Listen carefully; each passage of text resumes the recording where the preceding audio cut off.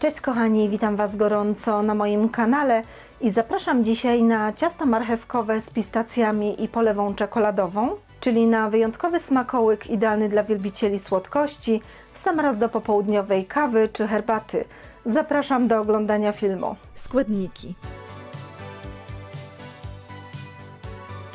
Do miski przekładamy jajka, wsypujemy cukier kryształ i wszystko ucieramy na jasną, puszystą masę.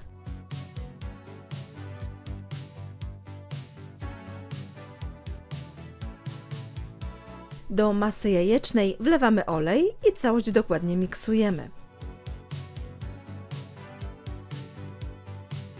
Następnie wsypujemy mąkę, proszek do pieczenia oraz cynamon. Całość ponownie miksujemy do uzyskania jednolitej konsystencji.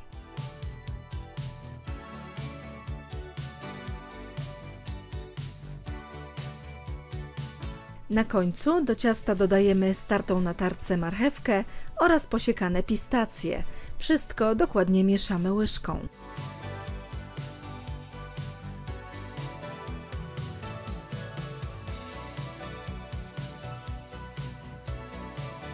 Gotowe ciasto przekładamy do tortownicy posmarowanej tłuszczem i posypanej mąką, a następnie dokładnie rozprowadzamy.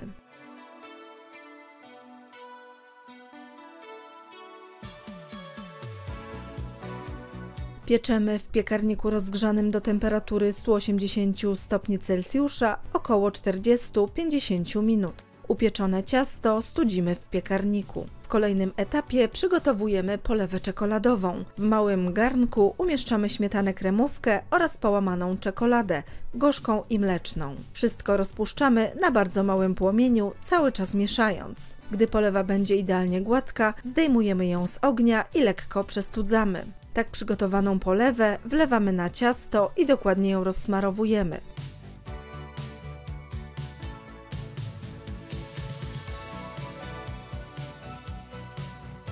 Wierzch ciasta posypujemy posiekanymi pistacjami. Tak przygotowane ciasto przechowujemy w chłodnym miejscu. Po więcej pysznych przepisów zapraszam na mój kanał Smakowite Dania oraz na stronę smakowitedania.com.